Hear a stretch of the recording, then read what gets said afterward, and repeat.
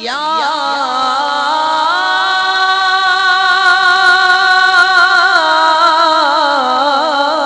سے دل کو ہے راغتیں کیا کیا، کیونکہ تمہارے ذکر نے ٹالی مشکلیں کیا کیا۔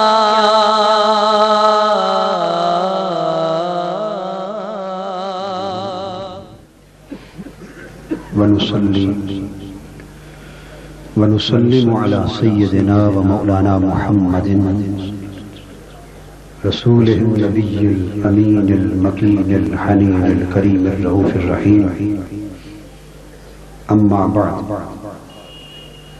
فأعوذ بالله من الشيطان الرجيم، بسم الله الرحمن الرحيم، وَلَقَدْ عَهِدْنَا إِلَىٰ آدَمَ مِنْ قَبْلُ فَنَسِيَ وَلَمْ نَجِدْ لَهُ عَزْمًا، وقال الله تبارك وتعالى في مقام آخر، فوسوس إليه الشيطان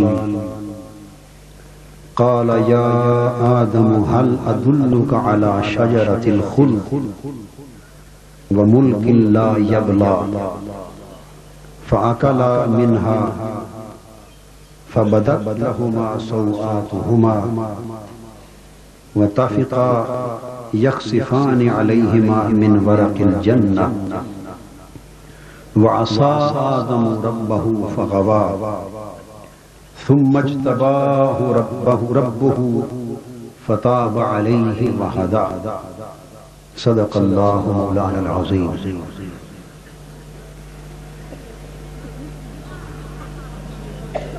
محترم مشائخ علماء کرام، معزز خواتین و حضرات، مہمانان گرامی قدر اور عزیزان محترم،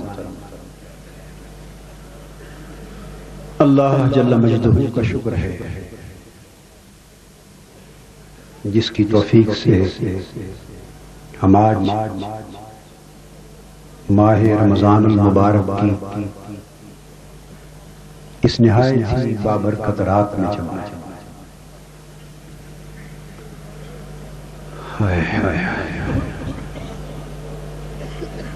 آج کی اجتماعی دعا سے قبل جس موضوع کی مناسبت سے میں چند کلمات آپ کے گوش گزار کرنا چاہتا ہوں، وہ موضوع ہے عبدیت، یعنی بندگی۔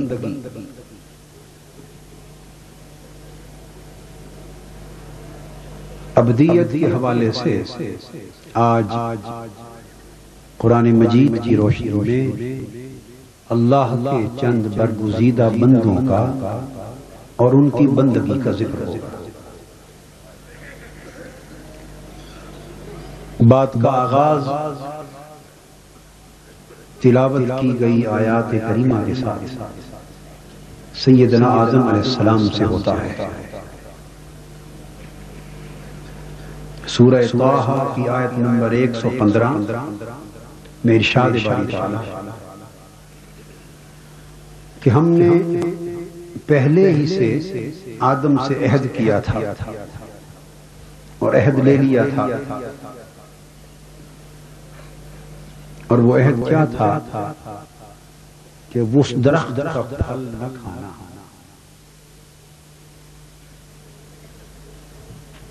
لیکن اس مقام پر اللہ رب العزت نے فرمایا فناسیہ، بس میرے آدم سے بھول ہو گئی، وَلَمْ نَجِدْ لَهُ عَزْمًا، لیکن لوگوں آدم سے بھول ہوئی مگر خبردار اسے گناہگار نہ کہنا، چونکہ خود میں گواہ ہوں کہ ہم نے اس کے دل میں نافرمانی کا کوئی ارادہ نہیں پایا۔ پھل کھا بیٹھا، بھول ہو گئی مگر نافرمانی نہیں کی۔ اس آیت کریمہ میں اللہ رب العزت نے سیدنا آدم علیہ السلام کے اس عمل کو نسیان سے تعبیر کیا اور نافرمانی کی نفی کی۔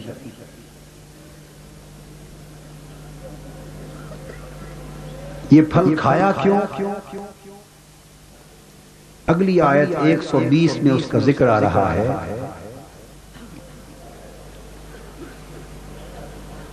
سیدنا آدم علیہ السلام تو جب اللہ رب العزت نے پیدا کیا اور جنت میں ٹھکانہ دیا تو بعض عرفاء نے لکھا ہے اپنی کتابوں میں کہ ایک روز سیدنا آدم علیہ السلام کو باری تعالیٰ نے اپنے جلوہ حسن کی جھلک عطا کی، ایک جھلک دکھا دی، بس اس کے بعد وہ اس کے مشتاق دید ہو گئے اور اس جلوہ حسن کی جھلک کے لیے ہر وقت بیتاب رہنے لگے۔ جنت میں رہ کر بھی ان کا سکون چھن گیا،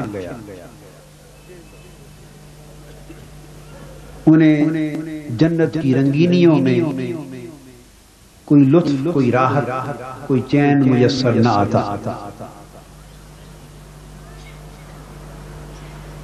سو اللہ رب العزت نے ملائکہ سے فرمایا کہ فرشتوں، میرا آدم تو میری جنت میں رہ کے بھی بے قرار رہتا ہے، کیوں نہ اسی میں سے اس کا ایک مونس پیدا کر دیں جس کے ساتھ اس کی طبیعت لگ جائے، اور اس موانست کی وجہ سے شاید اس کی بے قراری ختم ہو جائے۔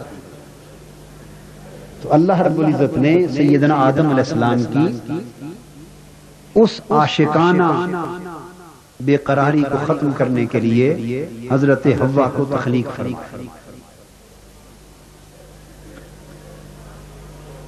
اور امتحان و آزمائش کے طور پہ ایک خاص درخت کے قریب جانے سے روکے۔ دوستو، بے شک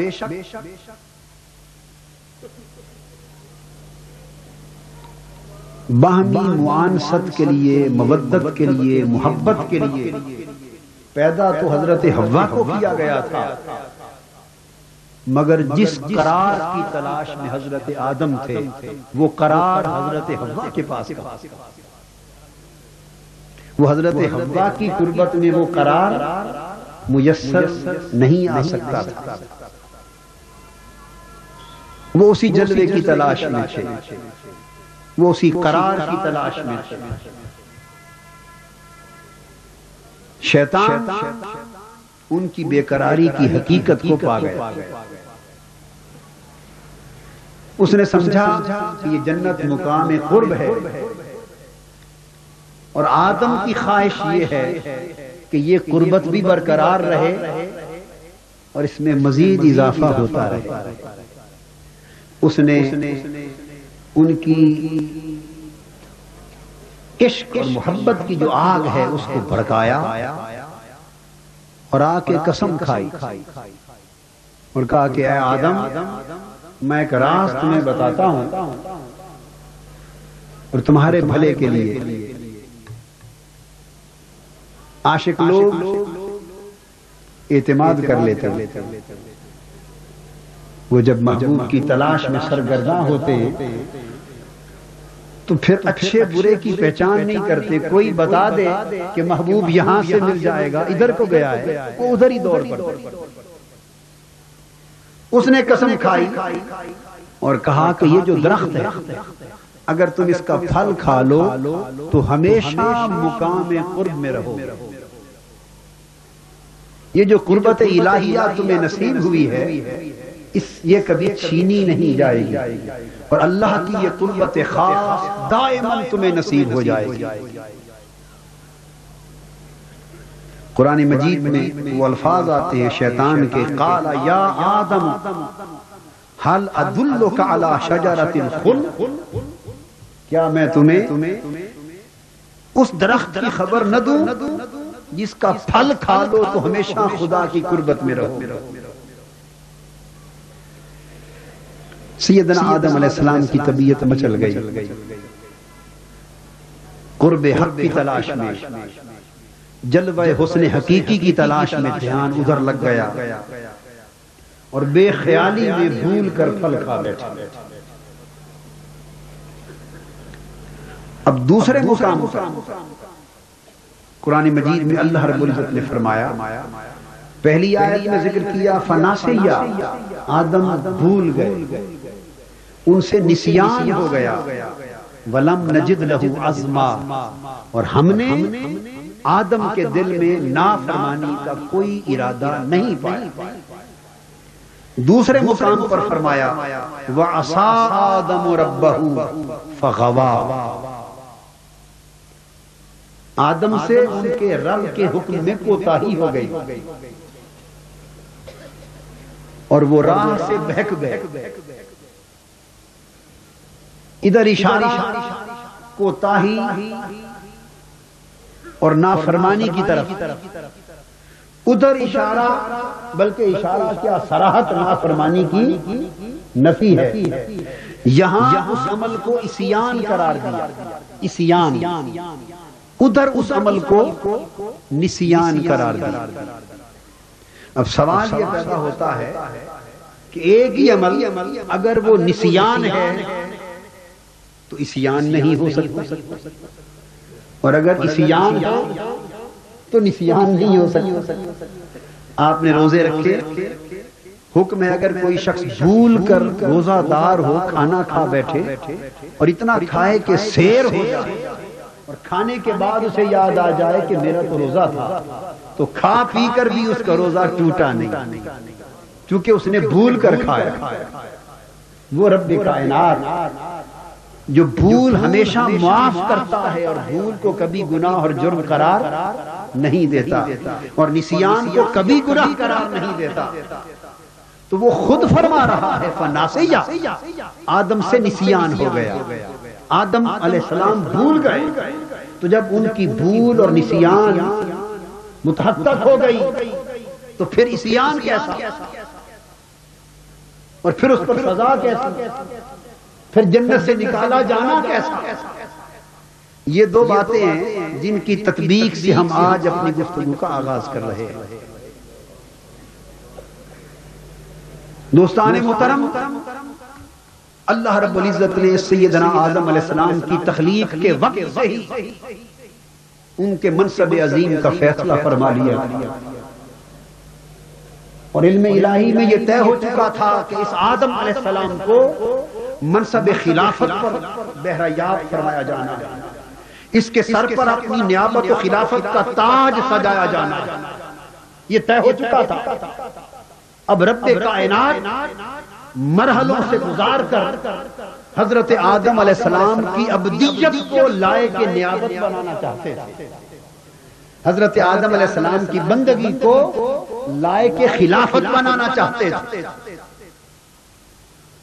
اور پھر اس بندگی کو چاہا کہ ندامت اور گریہ و زاری کی آنچ پہ پکایا جائے۔ حضرت آدم علیہ السلام کی ابدیت اور بندگی کو ندامت کی آنچ پہ پکایا جائے، گریہ و زاری کی آنچ پر اسے تپایا جائے اور پختہ کیا جائے، اتنا کہ آدم علیہ السلام کی بندگی لائق خلافت و نیابت الہیہ ہو جائے۔ اور یہ ندامت احساس گناہ کے بغیر انسان میں پیدا نہیں ہو سکتی، جب تک انسان میں یہ خیال نہ بیٹھ جائے اس کے دل و دماغ میں کہ مجھ سے گناہ ہو گیا، میں گناہ گار ہو گیا، میں نے اپنے مولا کو ناراض کر لیا، میں اس کا نافرمان ہو گیا ہوں، مجھ سے حکم عدولی ہو گئی ہے، مجھ سے میرے مولا نے منہ پھیر لیا ہے، میں اس کی خوشنودی سے محروم ہو گیا ہوں۔ جب تک کسی جرم، خطا اور گناہ کا احساس طبیعت میں پیدا نہ ہو جائے، اس وقت تک طبیعت میں ندامت پیدا نہیں ہوتی، شرمندگی پیدا نہیں ہوتی، اور جب تک طبیعت میں ندامت نہ آئے، طبیعت توبہ کی طرف مائل نہیں ہوتی اور توبہ کے آنسو نہیں گرتے۔ یہ کچھ مرحلے تھے۔ رب کائنات نے چاہا کہ اے آدم، تیری ابدیت کو پکانا ہے، تیری بندگی کو پختہ کرنا ہے، اور بندگی شرمندگی کے بغیر پختہ نہیں ہوتی۔ بندگی کی پختگی شرمندگی میں ہے، بندگی کی پختگی ندامت میں ہے، بندگی کی پختگی گریہ و زاری میں ہے، بندگی کی پختگی رب کے حضور رونے دھونے میں ہے، بندگی کی پختگی رب کے حضور تڑپنے میں ہے۔ تو جب تک زندگی میں تڑپنا نہ ہو، گریہ و زاری نہ ہو، رونا دھونا نہ ہو، ندامت و شرمندگی نہ ہو، بندگی پہ نکھار نہیں آتا، بندگی پہ شباب نہیں آتا، بندگی پلتی نہیں، بندگی جوان نہیں ہوتی، بندگی پختہ نہیں ہوتی۔ رب کائنات نے سیدنا آدم علیہ السلام کی ابدیت کو کامل کرنے کے لیے، ابدیت کو پختہ کرنے کے لیے، ابدیت آدم کو مرتبہ خلافت تک پہنچانے کے لیے یہ جملہ بولا، کیا وَعَصَىٰ آدَمُ رَبَّهُ، کہ آدم سے کوتاہی ہو گئی۔ یہ جملہ لوگوں ہمارے لیے نہ تھا، یہ حضرت آدم کے لیے تھا۔ یہ جملہ ہمارے لیے نہ تھا، حضرت آدم کے لیے تھا۔ فغوا، بس اس جملے کے بولنے کی دیر تھی کہ حضرت آدم علیہ السلام اپنے اس عمل کو گناہ سمجھ بیٹھے۔ وہ سمجھ بیٹھے کہ میں خطا کر چکا ہوں، میں نے گناہ کیا ہے، نافرمانی ہو گئی ہے، میرا مولا مجھ سے ناراض ہو گیا ہے۔ ادھر یہ جملہ بولا، حضرت آدم علیہ السلام کی طبیعت میں شرمندگی اور ندامت کی کیفیت پیدا کر دی، اور خطا اور گناہ کے تصور سے ان کی طبیعت کو رونے دھونے کی طرف مائل کر دیا۔ ساتھ ہی خیال آیا کہ جس مقصد کے لیے میں نے آدم کو رلایا ہے اور رلا کے پکایا ہے، کہیں اس عصا اور غوا سے، عصیان کے ذکر سے کہیں دوسرے لوگ بھی میرے آدم کو گناہگار نہ سمجھنا شروع کر دیں، اور منصب نبوت اور تقدس نبوت پر کوئی حرف نہ آ جائے۔ ساتھ ہی بولا، لوگوں یہ ذکر عصیان تمہارے لیے نہیں، یہ فقط حضرت آدم کی بندگی کو پکانے کے لیے ہے۔ تمہارے لیے عقیدہ کیا ہے؟ فناسیہ ولم نجد لہ عزما، خبردار حضرت آدم کے عمل کو گناہ نہ سمجھنا۔ اگر اس عمل کو گناہ سمجھ لیا تو منصب نبوت پہ حرف آ جائے گا، تقدس نبوت مجروح ہو جائے گا۔ نہیں، تم یہ جانو کہ میں خود اپنی ربوبیت کی قسم کھا کر اپنی زبان سے گواہی دے رہا ہوں کہ آدم نے کوئی نافرمانی نہیں کی، اس سے نسیاں ہوا، آدم نے کوئی گناہ نہیں کیا، بھول ہوئی، اور میں نے آدم کی طبیعت اور دل میں نافرمانی کا کوئی ارادہ نہیں دیکھا۔ تو ہمارے لیے حضرت آدم کی برات دے دی، صفائی دے گی، ان کے عمل کو نسیاں قرار کر کے منصب نبوت کے تقدس کی حفاظت فرما دی، اور حضرت آدم کے لیے اس عمل کو عصیاں کی طرف منسوب کر کے ان کی طبیعت کو رونے کی طرف مائل کر دیا۔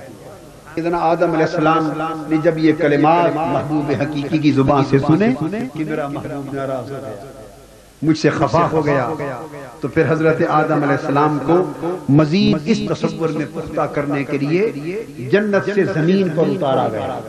بس اترنے کی دیر تھی، حضرت آدم علیہ السلام کی آنکھیں جھیل بن گئی، رونے لگ گئے۔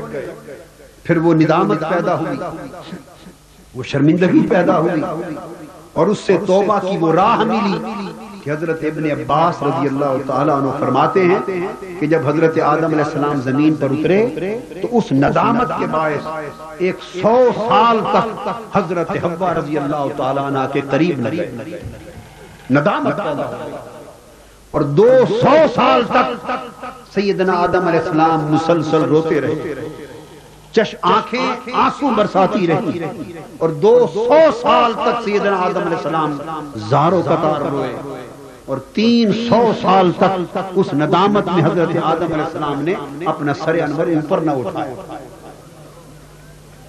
نگاہیں اوپر نہ اٹھائیں۔ تو سیدنا آدم علیہ السلام کی بندگی، سیدنا آدم علیہ السلام کی بندگی کیا بنی؟ وہ ندامت، ان کی بندگی کو ندامت کی آنچ پہ پکایا گیا۔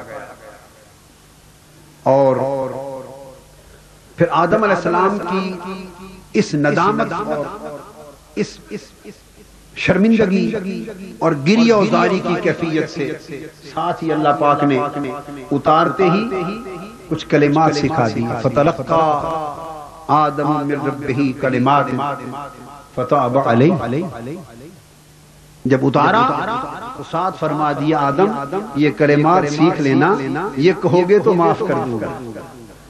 جو ناراض ہو کے نکالتا ہے وہ معافی کے ڈھنگ بھی بتاتا ہے، جو کسی کو ناراض ہو کے نکال دے، کسی نافرمان کو نافرمانی پر نکالا جائے تو معاف کرنے کے ڈھنگ اور طریقے بھی کوئی بتاتا ہے۔ ادھر زمین پہ اتارا، ادھر کلمات سکھا دیے، فرمایا آدم ان کلمات سے دعا مانگنا تو ساری خطائیں معاف ہو جائیں گی۔ مقصود یہ تھا کہ حضرت آدم علیہ السلام کی طبیعت میں ایک خستگی پیدا کرنا، ایک ندامت پیدا کرنی، ایک شکستگی پیدا کرنی، تاکہ اس کی آنچ پر عبدیت اور بندگی پک پک پر اس قابل ہو جائے کہ منصب خلافت پہ انہیں بہرہ یاب اور فائز فرما دیا جائے۔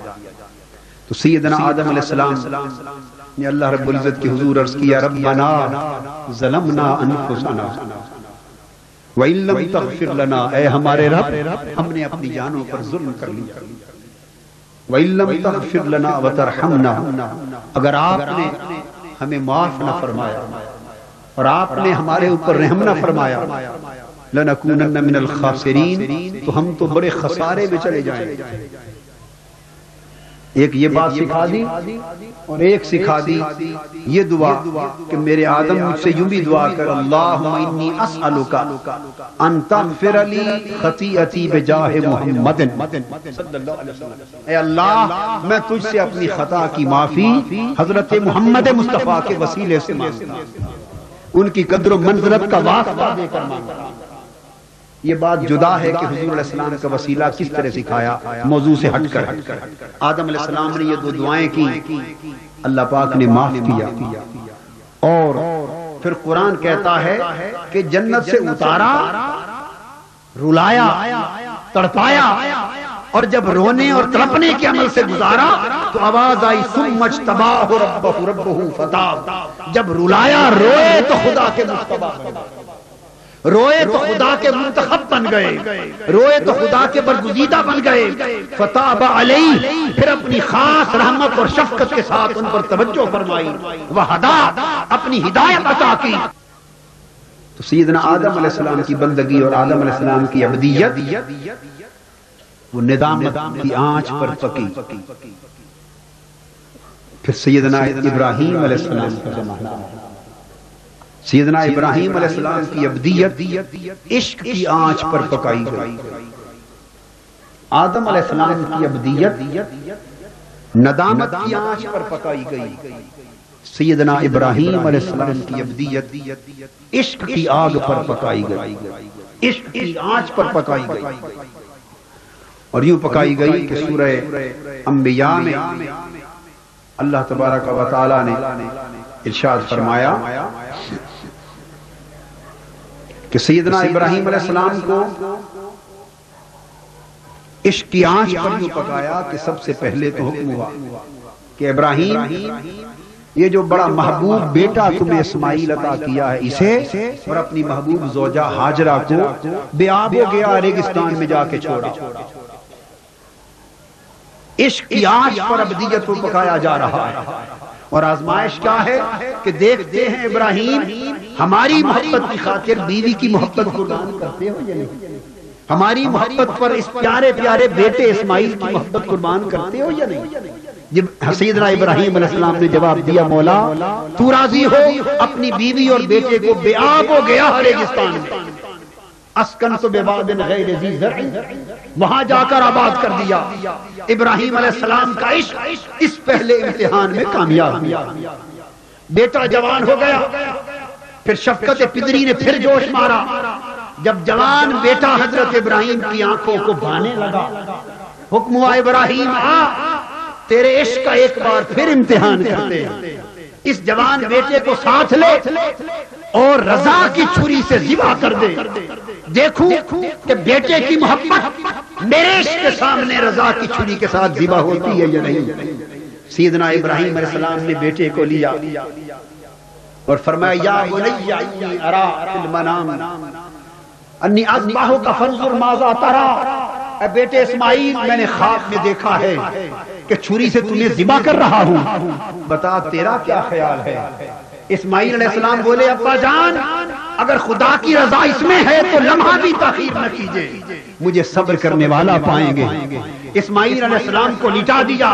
حضرت ابراہیم علیہ السلام نے چھری ہاتھ میں لی، اپنے جوان محبوب بیٹے کے گلے پر رضا کی چھری چلی، بس امتحان میں آزمانا تھا، بیٹے کو ذبح کروانا مقصود نہ تھا۔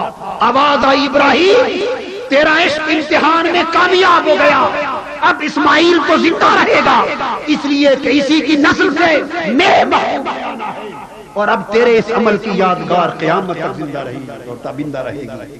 اس عشق کے امتحان میں بھی کامیاب۔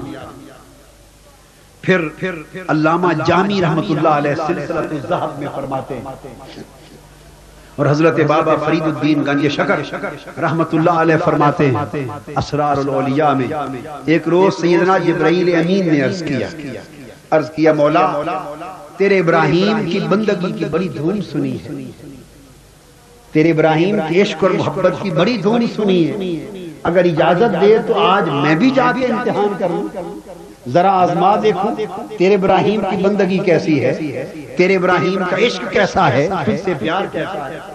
اللہ رب العزت نے فرمایا جا آزما لے۔ بابا فرید الدین گنج شکر رحمۃ اللہ علیہ فرماتے ہیں کہ سیدنا جبرائیل امین آئے، علامہ جامی نے فرمایا، اور کوہ صفا پر کھڑے ہو گئے، صفا کی پہاڑی پر۔ حضرت ابراہیم علیہ السلام اس وقت خانہ کعبہ کے اندر تھے، آپ کا ریوڑ کم و بیش 1000 بکریوں پر اس وقت مشتمل تھا۔ سیدنا جبرائیل امین نے آ کر پہاڑ کی چوٹی پر بڑی سریلی اور موہ لینے والی آواز میں اللہ کا نام کہا، اللہ کیا کہا؟ دل کی اتھا گہرائیوں سے کہیں نا اللہ، یہ محبوب کا میٹھا میٹھا نام سیدنا ابراہیم علیہ السلام کے کانوں پر جو پڑا تو عاشق بےتاب ہو کر تڑپتا ہوا باہر نکلا، کعبہ سے نکل آئے اور پوچھا، اجنبی شخص لگ رہا تھا، پوچھا کہ میرے محبوب کا نام کس نے لیا ہے؟ حضرت جبرائیل امین نے کہا ہے حضرت ابراہیم میں نے لیا ہے۔ فرمانے لگے کہ ایک بار پھر سنا دو، اللہ کا نام پھر سنا دو۔ جبرائیل امین نے کہا پہلے تو میں نے اپنی مرضی سے لیا تھا، اب اگر آپ کے کہنے سے لوں تو سودا کر لو نا، دو گے کیا دو گے؟ سیدنا ابراہیم علیہ السلام نے فرمایا اتنا بڑا ریوڑ دیکھ رہے ہو بکریوں کا، ایک بار یار کا نام سنا دو، آدھا ریوڑ دے دوں۔ جبرائیل امین نے پھر نام لیا اللہ، اس نام لیا، حضرت ابراہیم علیہ السلام کے عشق نے ایک نعرہ لگایا، بے ہوش ہو کے گر پڑے۔ جب ہوش آیا فرمایا آدھا ریوڑ لے جا، اور اے اجنبی جاتے جاتے ایک بار یار کا نام پھر سنا دو۔ انہوں نے پوچھا اب کیا دو گے؟ فرمایا جو باقی ریوڑ رہ گیا ہے وہ بھی لے جانے۔ انہوں نے پھر نام لیا اللہ اللہ، پھر اللہ کا نام سن کے بے ہوش ہو گئے۔ ہوش میں آئے وہ آدھا ریوڑ بھی دے دیے۔ حضرت جبرائیل ریوڑ لے کے چلنے لگے تو روکا، فرمایا ایک بار جاتے جاتے اور بھی سنا جاؤ یار۔ پوچھا ریوڑ تو سب دے چکے، اب نام دوں تو کیا دو گے؟ فرمایا اس کو چرانے کے لیے چرواہا بھی تو چاہیے نا، اب یار کا نام سنا دو، مجھے بھی خرید کے لے جاؤ، میں تیری بکریاں چراتا پھروں گا، تو مجھے یار کا نام سناتے رہے۔ پھر نام لیا اللہ۔ ابراہیم علیہ السلام نے اپنا آپ بھی سپرد کر دیا۔ سیدنا جبرائیل امین ہنس پڑے، فرمایا ابراہیم میں تو کوئی اجنبی نہیں ہوں، نہ تیرے ریوڑ لینے آیا تھا، جبرائیل ہوں تیری عبدیت کا امتحان کرنے آیا، تیری بندگی عشق پر کتنی پکی ہے، مبارک ہو تمہیں کہ تو امتحان میں کامیاب ہو۔ سیدنا ابراہیم علیہ السلام کی بندگی عشق کی آگ پر پکی، اور پھر قرآن آپ کے عشق کے آخری امتحان کا ذکر کرتا ہے۔ جب آپ نے بت توڑ دیے تو نمرود اور اس کی قوم نے ایک بہت بڑی آگ جلائی اور کہا قالوا حرقوا وانصروا آلہتکم ان کنتم فاعلین، اس ابراہیم کو اٹھا کر اس آگ میں جلا دو۔ سیدنا ابراہیم علیہ السلام کو اٹھایا اور نمرود کی جلائی ہوئی آگ میں گرا دیا۔ جب آگ میں اترے پھر جبرائیل امین آ گئے اور اس فرشتے نے کہا اے حضرت ابراہیم اگر آپ اجازت دیں تو ایک پر سے ساری آگ بجھا دوں، کہیں تو آگ بجھا دوں؟ فرمانے لگے نہیں جبرائیل، جس یار کی خاطر آگ میں آیا ہوں وہ جانے اس کا کام، وہ جانے اس کا کام جانے، سوال کرنے کو جی نہیں کرتا۔ اوپر سے آواز آئی آگ کو رب کائنات کی، یا نار کونی بردن و سلام علی ابراہیم، اے آگ خبردار ابراہیم کو جلانا مقصود نہ تھا، یہ تو اس کے عشق کا آخری امتحان تھا۔ اس نے میرے عشق پر بیوی کی محبت بھی قربان کی تھی، بیٹے کی محبت بھی قربان کی تھی، بیٹے کی جوانی بھی قربان کی تھی، ریوڑ مار و دولت بھی قربان کیا تھا، اب جان رہ گئی تھی۔ دیکھنا یہ تھا کہ عاشق جان بھی دیتا ہے، ابراہیم میں جان بھی دے دی۔ آگ اب تو گلشن و گلزار بن جا، اور میرے ابراہیم کے جسم پر ہلکی سی بھی آنچ نہ، آگ گلزار ہو گئی، آگ گلزار ہو گئی۔ تو سیدنا ابراہیم علیہ السلام کی عبدیت اور بندگی عشق کی آنچ پر پکی، عشق کی آنچ پر پکی۔ اس کے بعد سیدنا ایوب علیہ السلام کا زمانہ آیا۔ ایوب علیہ السلام کی بندگی رب کائنات نے صبر کی آنچ پر پکا، صبر کی آنچ پر پکا۔ قرآن مجید میں فرمایا، اسی آگے سورہ انبیاء کی آیت نمبر 83 میں وَأَيُّوبَ إِذْ نَادَى رَبَّهُ أَنِّي مَسَّنِيَ الضُّرُّ وَأَنْتَ أَرْحَمُ الرَّاحِمِينَ۔ حضرت ایوب علیہ السلام کا سارا جسم زخم خوردہ ہو گیا، زخمی کر دیا، اور پھر ایسا زخم کیا 7 کیڑے پیدا ہو گئے اور وہ زخم کو کاٹتے تھے، زخم کو کاٹتے تھے۔ یہ سارے زخم، یہ ساری تکلیف ان کی عبدیت اور ان کی بندگی کو صبر کی آنچ پر پکانا تھا۔ اور مولانا روم رحمت اللہ تعالی علیہ اس مقام پر فرماتے ہیں، مولانا روم فرماتے ہیں کہ وہ جو کیڑے پیدا ہوئے، اللہ پاک نے ان کیڑوں سے بھی کے بارے میں حضرت ایوب کے دل میں ایسی محبت پیدا کر دی جیسے باپ کو اولاد سے ہوتی۔ وہ کیڑے کاٹتے، درد کی ٹیسیں اٹھتی، تکلیف ہوتی، اور جب کوئی کیڑا زمین پہ گر پڑتا اٹھا کے پیار سے پھر زخم میں رکھ لیتا، پھر زخم میں رکھ لیتا۔ حضرت رومی فرماتے ہیں داد من ایوب را مہر پدر بہر مہمانی کرما بے ضرر، ان کو کیڑوں کو اپنا مہمان بنا لیا، ان کی میزبانی کرتے تھے، اس لیے کہ وہ ڈستے تھے اور زخموں سے ٹیس، چونکہ تکلیف محبوب کی طرف سے آئی، اس کو سنبھالے رکھا۔ کئی سال، بعض کتابوں میں 12 سال آیا ہے، بعضوں میں 18 سال تک بڑی شدت کی تکلیف میں وقت گزرا۔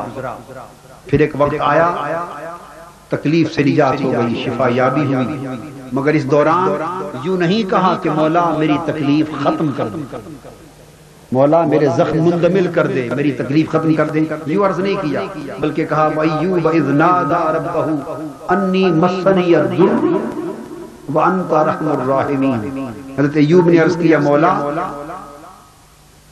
مجھے تکلیف، شدت کی تکلیف پہنچی ہے اور تو بڑا رحم فرمانے والا ہے، تو بڑا رحم فرمانے والا۔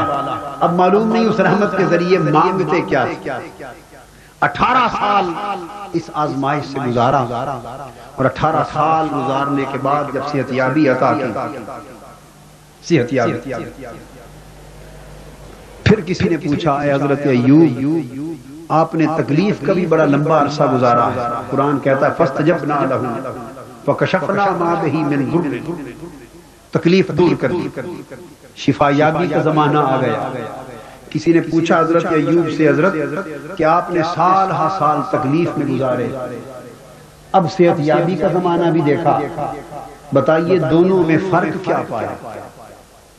حضرت ایوب علیہ السلام فرماتے ہیں صحت یابی اور شفا یابی اللہ کی نعمت ہے، اور اس نعمت پر اللہ کا شکر بجا لاتا ہوں، مگر جو مزہ بیماری میں تھا وہ صحت یابی میں نہیں آیا، جو کیف اس بیماری میں اور سرور بیماری میں ملتا تھا وہ شفا یابی میں نہیں ملتا، اس لیے کہ جب تکلیف بڑھتی تھی اور درد کی ٹیسیں اٹھتی تھی اور زخم بڑے شدید ہوتے تھے اور تکلیف بڑھ جاتی تھی، تو اس تکلیف کے زمانے میں ایک وقت صبح اور ایک وقت شام رب کائنات خود اپنی میٹھی میٹھی زبان سے میری مزاج پرسی کرتا، اور اللہ پاک مجھ سے پوچھتا تھا ایوب اب مزاج کیسا ہے؟ جب درد کی ٹیسیں اٹھتی اور تکلیف شدت اختیار کرتی تو اللہ پاک پوچھتے ایوب اب طبیعت کیسی ہے، اب تیرے زخموں کا کیا حال ہے، اب تیرا درد کیسا ہے؟ فرماتے وہ جو صبح مزاج پرسی ہوتی سارا دن اسی نشے میں گزر جاتا، اور جب رات دردوں کی شدت ہوتی پھر ایک بار پوچھتا ایوب اب حال کیا ہے، ساری رات پھر اس نشے میں گزر جاتا۔ اور کسی نے کیا خوب کہا کہ عیادت کو آئے شفا ہو گئی، علالت ہماری دوا ہو گئی، عیادت کو آئے شفا ہو گئی، علالت ہماری دوا ہو گئی، تماشائے مقتل کو آئے جو وہ تڑپنے کی لذت سوا ہو گئی، تڑپنے کی لذت سوا ہو گئی۔ وہ جو مہربان محبوب پوچھتا تھا وہ دردوں کی ٹیس میں بھی ایک لذت آتی تھی، وہ ساری درد، وہ ساری تکلیف، وہ ساری مصیبت بھول جاتی تھی، کانوں میں رس گل جاتا تھا، اور ایک آواز سارا دن ایک نشے میں مبتلا رکھتی تھی کہ ایوب اب کیسا حال ہے۔ جب سے شفا یابی ہوئی ہے محبوب کی وہ آواز سننے کو ترس گیا، وہ مزاج درسی اس کے بعد نہیں ہوئی، اس لیے وہ زمانہ تکلیف کا اس سے بہتر لگتا ہے۔ سیدنا ایوب علیہ السلام کی ابدیت کو صبر پر پکایا گیا، حضرت آدم علیہ السلام کی ابدیت ندامت کی آنچ پر پکی، سیدنا ابراہیم علیہ السلام کی ابدیت اور بندگی عشق کی آنچ پر پکی، سیدنا ایوب علیہ السلام کی ابدیت اور بندگی صبر کی آنچ پر پکی، اور پھر حضرت یحییٰ علیہ السلام کا زمانہ آتا ہے، ان کی ابدیت خشیت کی آنچ پر پکی، خشیت کی آنچ پر پکی۔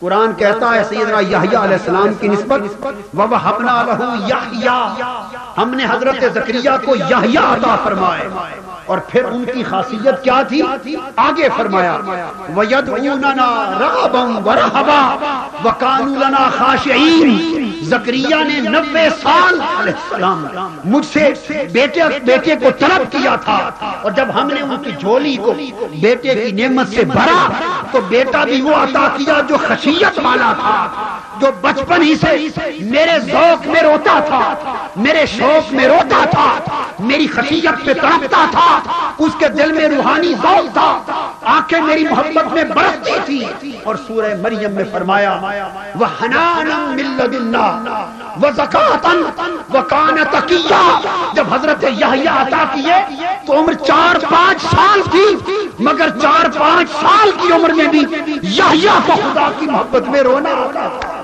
ہجر و فراق میں رونا آتا تھا، اس کی خشیت میں تڑپنا آتا تھا۔ حضرت یحییٰ پیدا ہوئے تو ان کی ابدیت کو خشیت کی آنچ پر پکایا گیا، اور وہ کس طرح حضرت زکریا علیہ السلام کو معلوم تھا حضرت یحییٰ کی کیفیت، انہوں نے حکم دے رکھا تھا کہ یحییٰ آج دوزخ کا بیان ہے، آج آخرت کا بیان ہے، آج اللہ کی حسن اور اس کے جلووں کا بیان ہے. آج میرا واز سننے کے لیے نہ آنا منع کرتے تھے. معلوم تھا اگر حضرت یحییٰ نے آ کر، بچے تھے 4-8 سال کے بچے تھے، اگر آ کے خطاب سن لیا تو روئیں گے اور ممکن ہے تڑپ کر کہیں جان ہی نکل نہ جائے.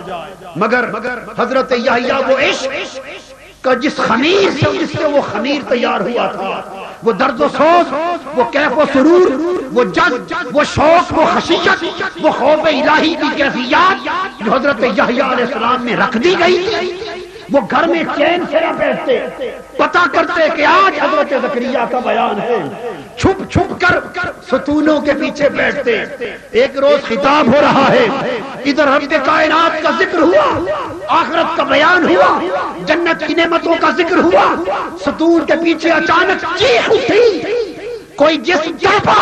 حضرت زکریا علیہ السلام نے خطاب بند کر دیا، دیکھا تو 4 سال کا بچہ حضرت یحییٰ علیہ السلام ذکر خدا سن کے طرف اٹھا کے گھر پہنچایا. کئی دن بستر پہ تڑپتے رہتے اور بے ہوشی کی حالت میں رہتے. قرآن کہتا ہے وَيَدْعُونَنَا رَغَبًا وَرَهْبًا وَكَانُوا لَهَا خَاشِعِينَ. ہم نے وہ بیٹا عطا کیا جو ہمارے لیے تڑپنے والا تھا، عاجزی کرنے والا تھا. پھر ایک روز حضرت یحییٰ علیہ السلام خشیت الہی میں روتے روتے گھر سے نکل گئے. باہر پہاڑوں میں غاروں میں جا پہنچے، کسی پہاڑ کے دامن میں چھپ کر رونے لگے. دوستو چھوٹی سی عمر ہے، معصوم بچے، آخرت کا فکر ہے. اس بات سے ڈر کے رو رہے ہیں کہ کہیں مولا ناراض نہ ہو جائے، کہیں قیامت کے دن گرفت نہ ہو جائے، کہیں قیامت کے دن جواب طلبی نہ ہو. 3 دن کھائے پیے بغیر ایک پہاڑ کے دامن میں رو رہے ہیں. آپ کی والدہ ماجدہ پریشان ہو کر تلاش کرتی پھرتی اور تلاش کرتے کرتے اس پہاڑ کے دامن میں جا پہنچی. بعض کتابوں میں یہ بھی ذکر آیا ہے شکایت کے باب میں کہ معلوم نہیں تھا کہاں ہے.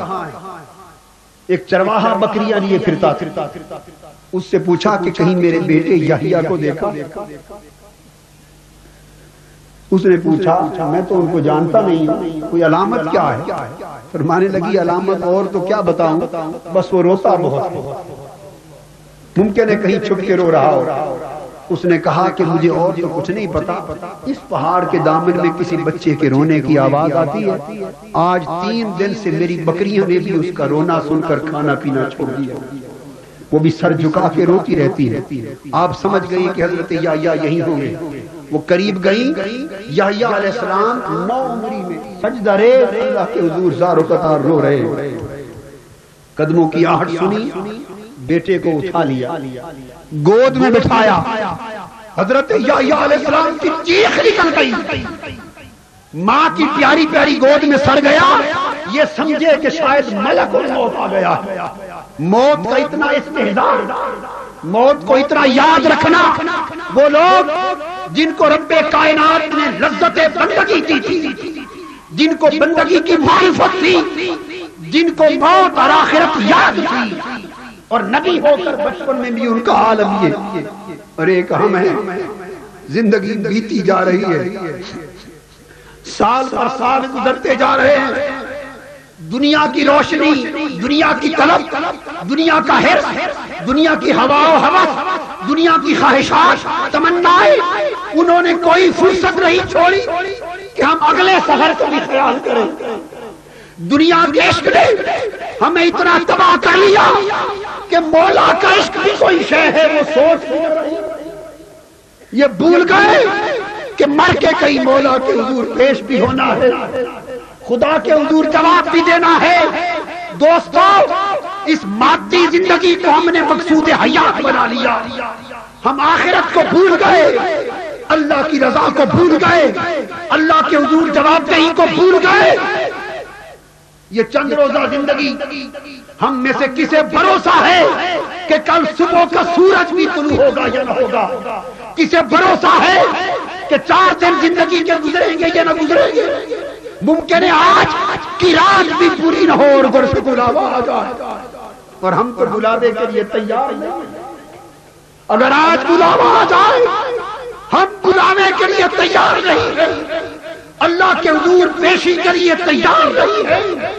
جب نامہ اعمال کھولا جائے گا، جب رب کائنات پوچھے گا لوگوں آج میری ملاقات کے لیے کیا بنا کے لائے ہو، آج میرے حضور پیش ہونے کے لیے کیا تیاری کر کے آئے ہو، ہماری تو تیاری کوئی نہیں، ہماری تو تیاری کوئی نہیں۔ حضرت خواجہ اویس کرنی رضی اللہ تعالی عنہ جب سیدنا عمر فاروق اور سیدنا علی شیر خدا رضی اللہ تعالی عنہما آپ سے ملاقات کے لیے آئے، حضرت اویس کرنی سے گفتگو ہوئی، چند لمحے پیچھے تھے، صحبت فاروق اعظم کی ہے، صحبت علی شیر خدا کی ہے۔ حضرت اویس کرنی بولے میرے بھائیوں اب ملاقات ہو چکی، اب جاؤ قیامت قریب ہے، مجھے کچھ تیاری کر لینے دو،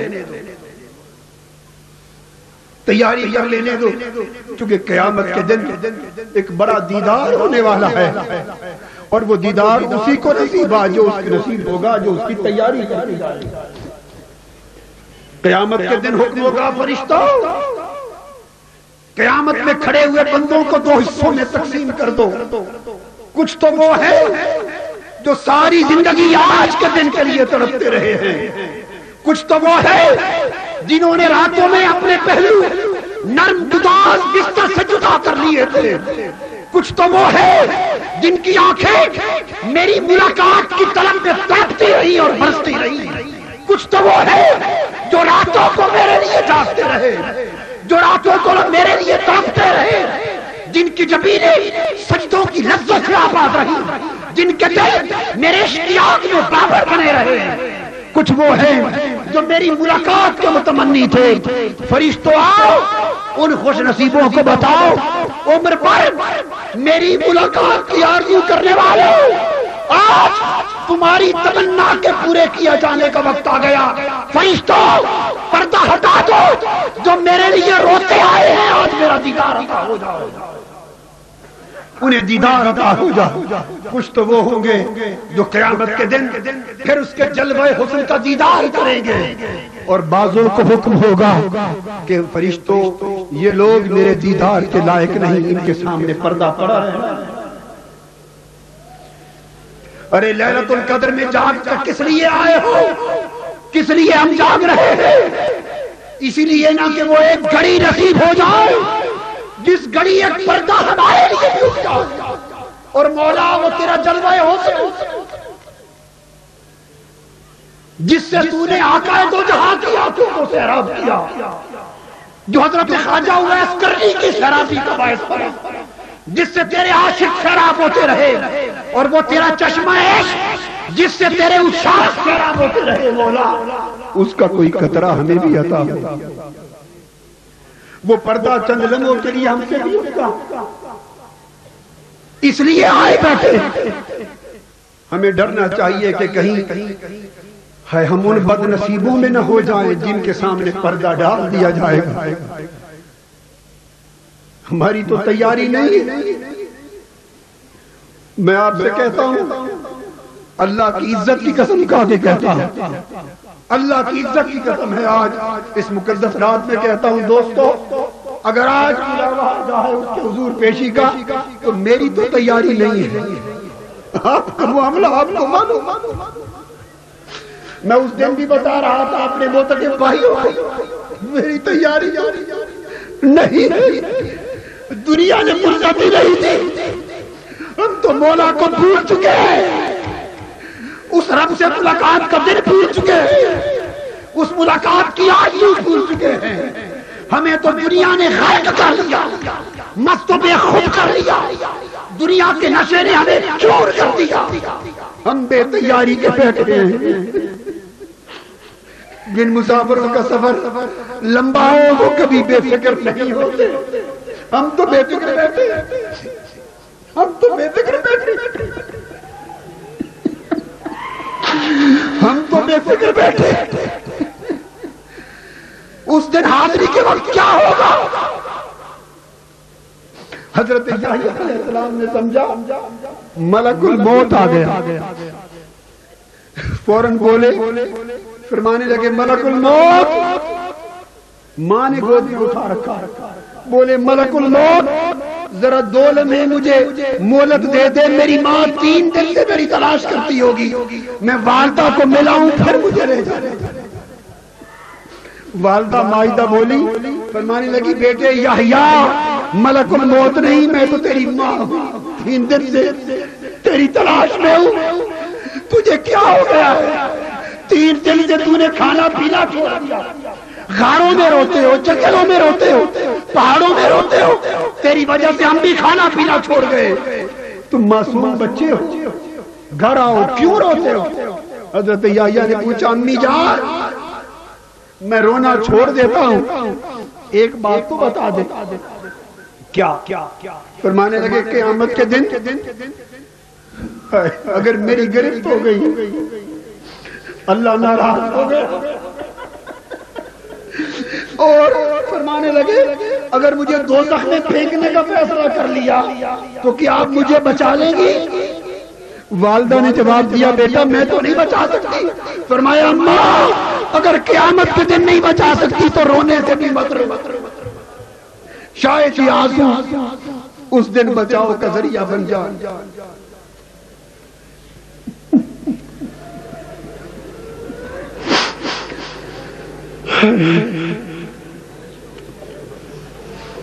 شاید یہ آنسو اس دن کے بچاؤ کا ذریعہ بن جائے.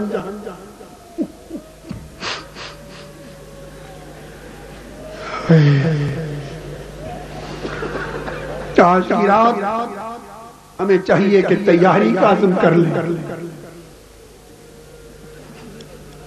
وقت قریب ہے. ہم نے اس تھوڑی سی مہلت کو اصل منزل سمجھ لیا.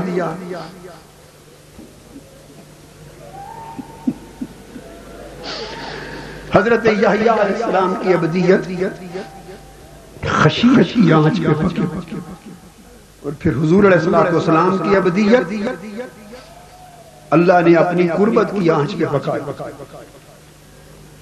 اپنی قربت کی آنچ پہ پکائی، اپنی قربت کی آنچ پر ابدیت مصطفیٰ کو پکایا. وہ خاص قربت عطا کی کہ ثم دنا فتدلا فکان قاب قوسین او ادنا کی خاص قربتوں میں بٹھایا،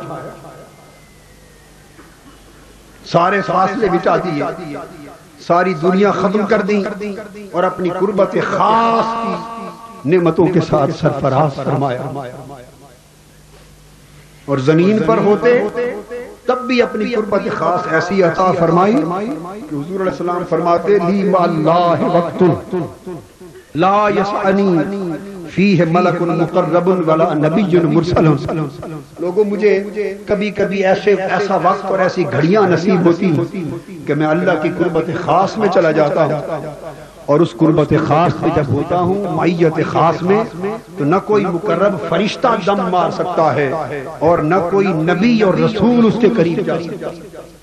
ابدیت اپنی قربت میں اتنی قربت عطا کرنے کے باوجود اپنی قربت کی گود میں بٹھایا، اپنی بارگاہ سے اتنی عظمت عطا کی کہ زمین کے جس خطے پہ قدم لگے اس کی قسمیں کھائیں.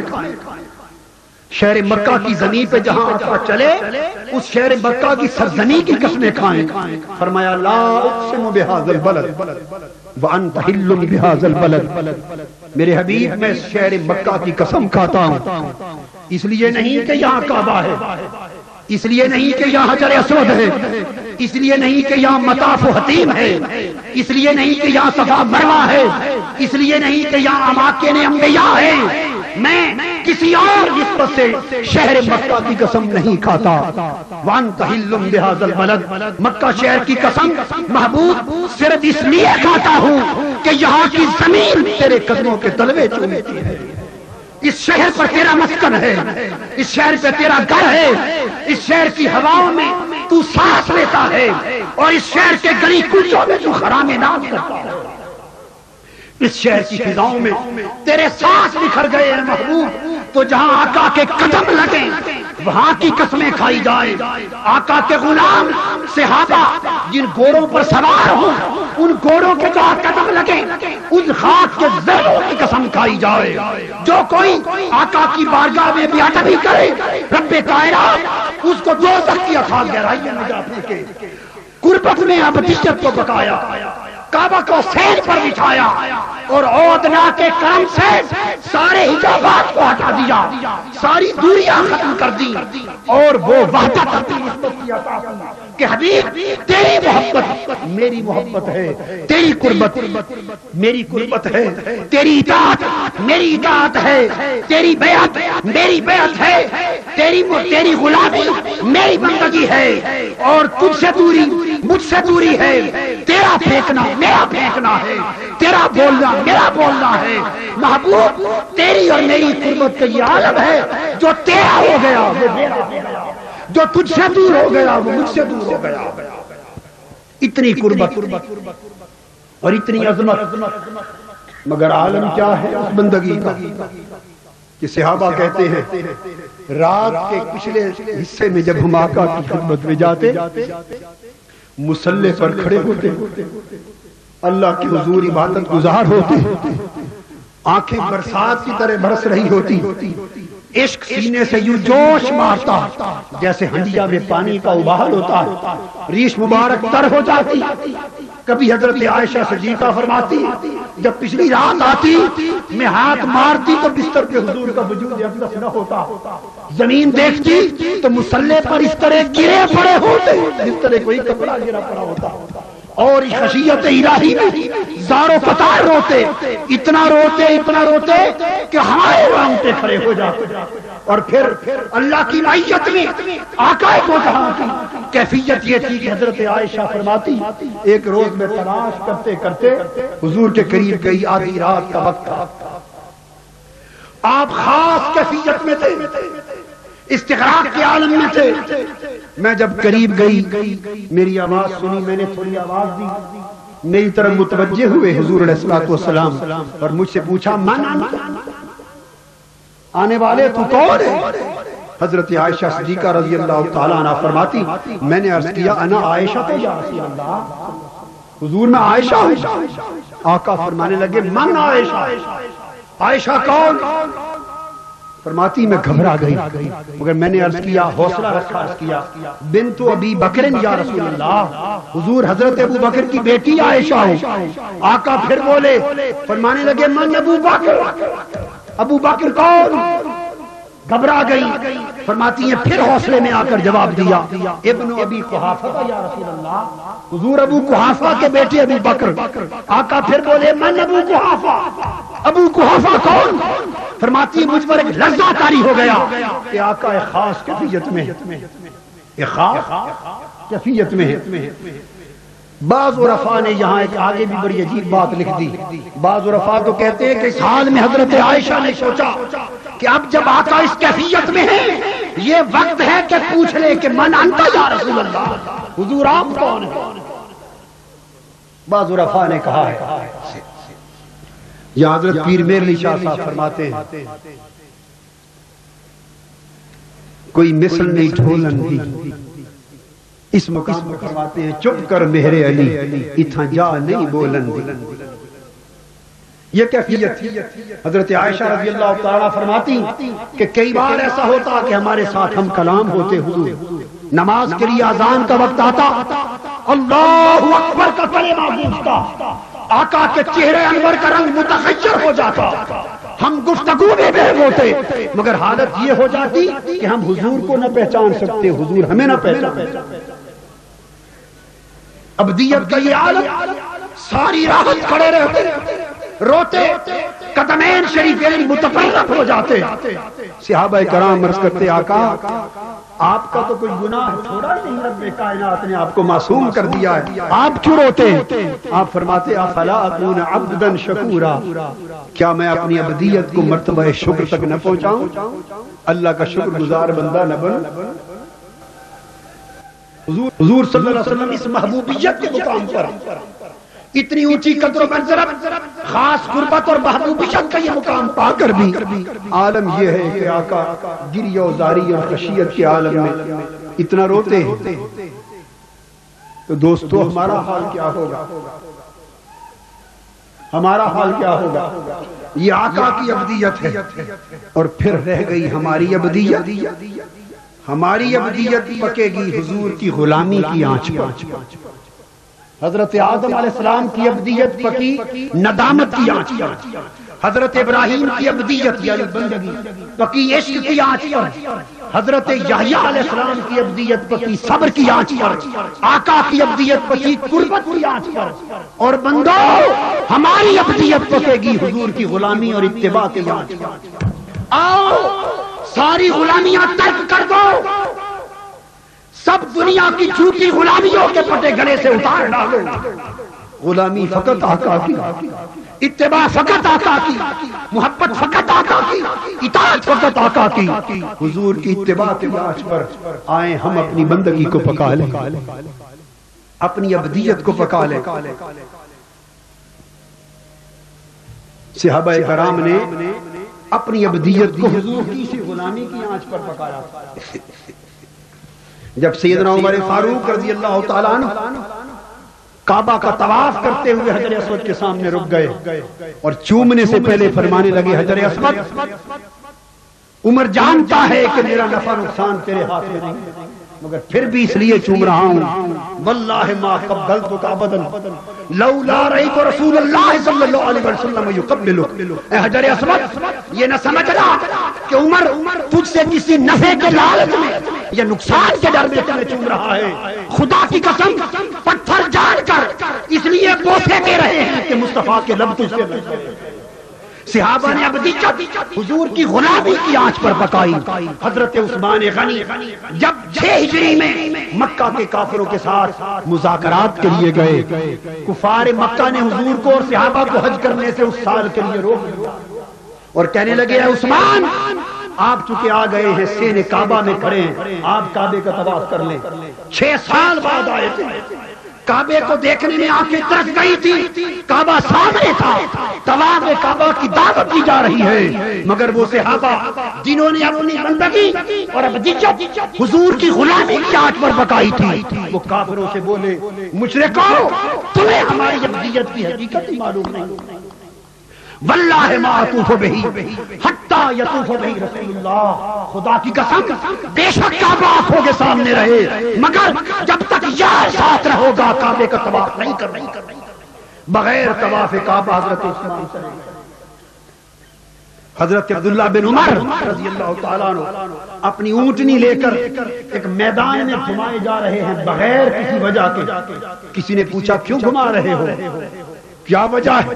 فرمانے لگے وجہ سے تو سروکار نہیں، ہم تو سیدھے سیدھے حضور کے غلام ہیں۔ ایک روز دیکھا تھا آقا نے بھی اپنی سواری کو یہاں چکر دلائے تھے، بس میں تو آقا کی عطا کو یاد کر کے سواری کو گھماتا پھرتا ہوں۔ ہمارا جینا حضور کی عطا سے ہے، ہمارا مرنا حضور کی عطا سے ہے، ہماری عبادت حضور کی عطا پر چلنا ہے، ہماری ابدیت حضور کی عطا پر چلنا ہے۔ دوستو حق یہ ہے کہ ہم اپنی ابدیت اور بندگی کو آقا کی غلامی اور آقا کی اتباع میں پختہ کر لیں، اور آقا کی غلامی اور اتباع میں پختہ تب ہوگا جب ہم اپنی زندگی کی کچھ ترجیحات مقرر کر لیں۔ آج کی رات کچھ سبق دیتی ہے، ماہ رمضان کا مبارک مہینہ آیا، اللہ کی برکتوں کا نزول ہوا، رحمتوں کا نزول ہوا، پھر آخری عشرہ خدا کی برکتوں میں مزید ترقی ہو گئی، زمین پر برکتوں کے نزول میں اور ترقی ہو گئی، اور پھر یہ رات جس میں ہم جاگ رہے، اس رات کا یہ عالم ہے کہ رب کائنات تو اول رات سے ہی آسمان دنیا پہ اتر آیا، اپنی شان رحمت کے ساتھ اتر آیا اور آوازیں دے رہا ہے کوئی مجھ سے مانگنے والا تو میں اسے دے دوں، ہے کوئی مجھ سے معافی طلب کرنے والا میں اسے معاف کر دوں، ہے کوئی میری رحمت کی خیرات مانگنے والا میں اسے خیرات دے دوں۔ ادھر وہ بھی رات جلی تو وہ بھی آسمان پہ آ گیا اپنا جلوہ حسن لیے ہوئے اور اپنی خیرات رحمت بانٹنے کے ساتھ وہ بھی ادھر آ گیا اور مولا تھے یہ تیرے گنہگار بندے ہزاروں لاکھوں کی تعداد میں کہاں کہاں سے چل کر یہ بھی پوری رات سے بیٹھے پوری رات سے بیٹھے اور تیرے مکھڑے کے طالب ہیں تیرے مکھڑے کے طالب ہیں تیری ایک نظر کرم کے طالب ہیں آج میں حاجی امداد اللہ مہاجر مکی رحمت اللہ علیہ کا ایک شعر پڑھ رہا تھا تو میری طبیعت میں آیا وہ شعر پڑھا تو میں نے کچھ تبدیلی کر کے اس کے 3 شعر بنا دیے کچھ تبدیلی کی اس کے 3 شعر بنا دیے آج کی رات کی مناسبت سے کو سناتا ہوں پھر دعا کے لیے متوجہ ہوں گے شعر یوں ہے رخ سے کاکل ہٹا دیا کس نے کاکل کا سمجھتا وہ بالوں کی لٹ ہوتی ہے نا جی بالوں کی لٹ وہ جو چہرے کو ڈھانپ دیتی ہے ہائے رخ سے کاکل ہٹا دیا کس نے رات کو ہاں یہ تو ان کا تھا میں نے بدلے ہیں کچھ شعر رخ سے کاکل ہٹا دیا کس نے ہم کو پاگل بنا دیا کس نے میری عادت تو نہیں نہ میں کوئی سر والا آدمی ہوں نہ میں نے زندگی میں کبھی تقریروں میں سر لگائی ہے سر کبھی نہیں لگائی نہ کبھی سر سے شعر پڑھے ہیں پوری زندگی میں مگر یہ کیف کا ایک سما ہے میری طبیعت چاہتی ہے کہ بے سر آدمی ہوں سر کو نہ دیکھیے مگر میں اس کو پڑھتا ہوں رخ سے کاکل ہٹا دیا کس نے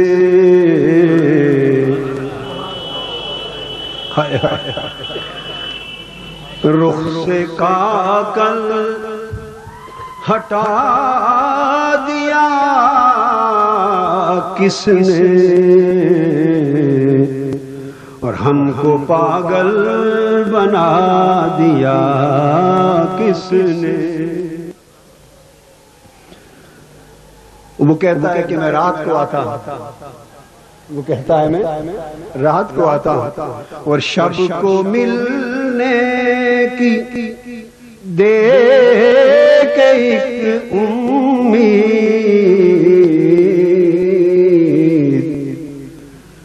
شب کو ملنے کی دے کے ایک امید رات کو دن بنا دیا کس نے یہ سارے جاگ رہے ہیں مولا یہ رات نہیں دن بنا پڑا ہے یہ رات کا دن بنا پڑا ہے یہ سونے والے رات میں جاگ رہے ہیں کس لیے کہ ایک خبر پہنچی ہے کہ وہ رات کو ملتا ہے ایک خبر پہنچی ہے تیری خبر آئی ہے کہ تو رات کو ملتا ہے مولا تیرے رات کے ملنے کی امید نے ہماری رات کو دن بنا دیا اور اپنے چہرے کی ایک ہنسی دے کر سب کو شب پر رلا دیا کس نے ایک ہنسی دی ہے تو نے ایک مسکراہٹ کی جھلک دی اور ساری رات روتے گزرے تیری ایک مسکراہٹ نے جاگنے والوں کو رات بھر رلا دیا وما علینا الا البلاغ رخ سے کاکل ہٹا دیا کس نے اور ہم کو پاگل بنا دیا